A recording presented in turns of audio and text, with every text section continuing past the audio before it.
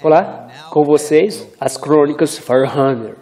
Pessoal, é o seguinte, o que está acontecendo agora é simplesmente assustador, porque a comunidade cristã hoje acabou de publicar a notícia de que no dia 20 de julho, o bispo Tony Palmer, a potência ecumênica, que foi responsável pelo encontro do Papa Francisco com a delegação de líderes e organizações evangélicas mais proeminentes do nosso mundo, acabou de morrer, depois de ser submetido a intensa cirurgia seguida de um acidente de moto no qual se envolveu no Reino Unido. Agora, quando há perda de vida envolvida, eu não me importo se você discorda de um indivíduo ou não. É tempo de luto. Eu quero estender minhas condolências aos parentes de Tony e seus amados. Por haver uma multidão de comentários vagando por aí nesta hora sobre qual o impacto a morte fora de hora de Tony Palmer poderá ter sobre o rápido progresso do movimento ecumênico, eu me vejo mais que compelido a lidar com este assunto, porque há mais indivíduos que estão olhando para a morte prematura de Tony Palmer como se fosse um ato de Deus para deter o avanço do movimento ecumênico. Eles creem que esta morte vai atrasar a implementação da marca da besta. Bem, senhoras e senhores, é absolutamente o oposto.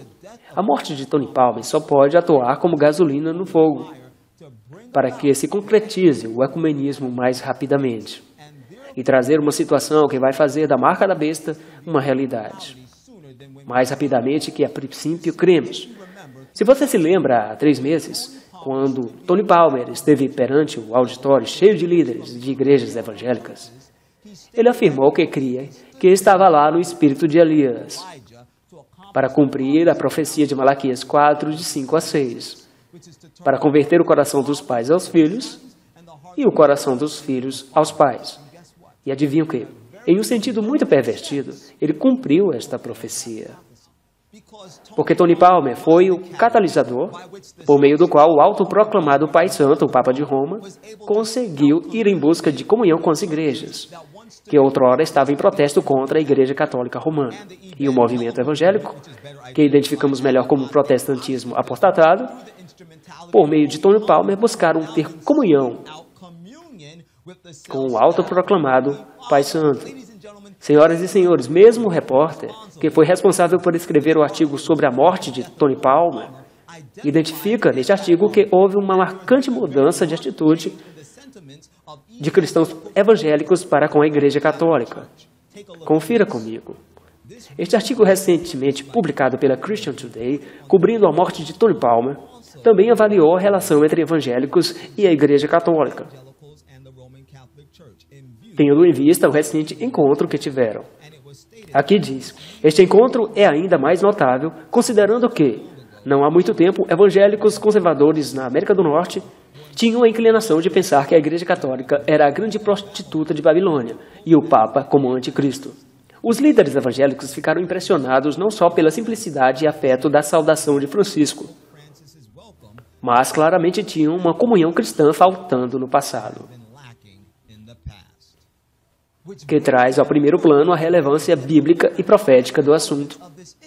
Porque a Bíblia nos diz em Apocalipse 17:5, e na sua testa estava escrito um nome, ministério, a grande Babilônia, a mãe das prostituições e abominações da terra. Agora, esta mulher de Apocalipse 17:5 é um símbolo profético do poder do anticristo, o papado, liderado pelo Papa. Note que ela é chamada de a mãe das prostitutas, querendo dizer que tem filhas que também são prostitutas.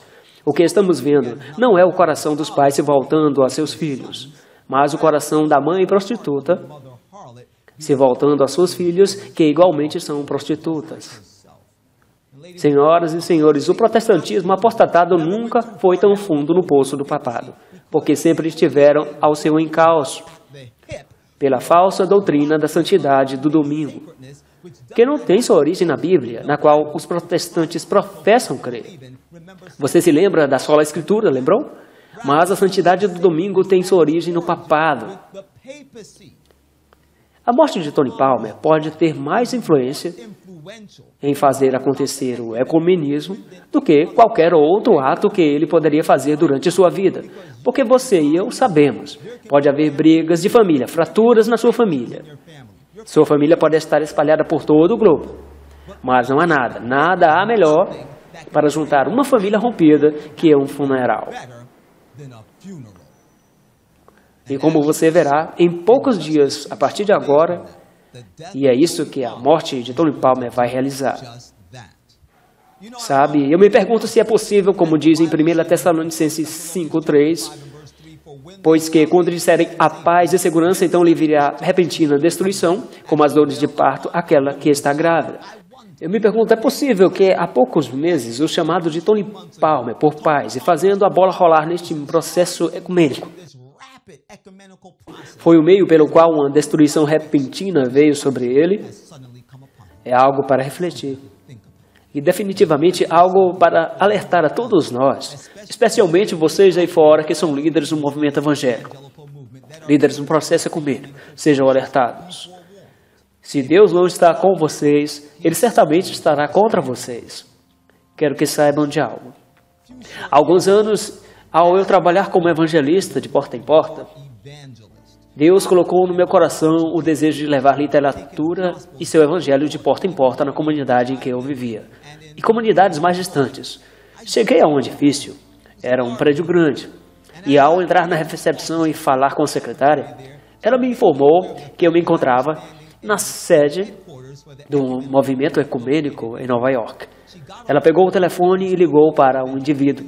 Pouco depois, um dos líderes do movimento ecumênico saiu e veio falar comigo. Começamos a ter uma conversa interessante. O diálogo era bem intrigante. Então, em certo momento, ele ergueu a sobrancelha, olhou para mim e disse: "Que escola você frequentou?" Eu mencionei a escola que tinha frequentado por um breve momento. Então ele disse: "Eu sabia que havia algo diferente em você." Ele fez uma pausa por um momento, olhou para mim com toda a seriedade e disse: "Então, afinal, você sabe o que estamos fazendo aqui. Você sabe o que Constantino fez no ano 321, fez referência ao tempo que Constantino, o Grande, mudou o dia de adoração do sábado para o domingo. O dia que Constantino, o Grande, instituiu descanso dominical para todo o Império Romano." Então ele prosseguiu dizendo: "Você está a par do Concílio de Nicéia? Foi o início do movimento ecumênico."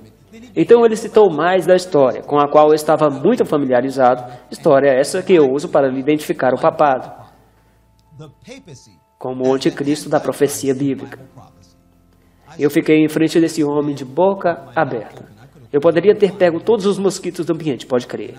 Então eu me ergui e me pus na defensiva. Eu olhei para ele e disse: "Bem, você sabe que eu estou a par de tudo isso." Ele baixou a cabeça e não disse mais nada. Eu conto isso para que saiba. Você pode pensar que as pessoas aí fora não sabem o que estão fazendo, mas eu quero que você saiba que eu sei. Há pessoas que fazem parte desse movimento ecumênico, que estão conscientes que ele não possui nenhum fundamento na Bíblia. Esses homens têm seus próprios planos e estão sendo conduzidos não por Deus, mas pelo diabo. Eu estou te alertando que chegou a hora de pular para dentro do barco e entrar na arca da segurança antes que seja eternamente tarde demais. A morte de Tony Palmer é um curto-circuito que vai explodir a lei dominical nacional, a marca da besta. É tempo de se aprontar e de continuar pronto. Como sempre, este é o Forerunner. Quer você goste ou não, a verdade é a verdade.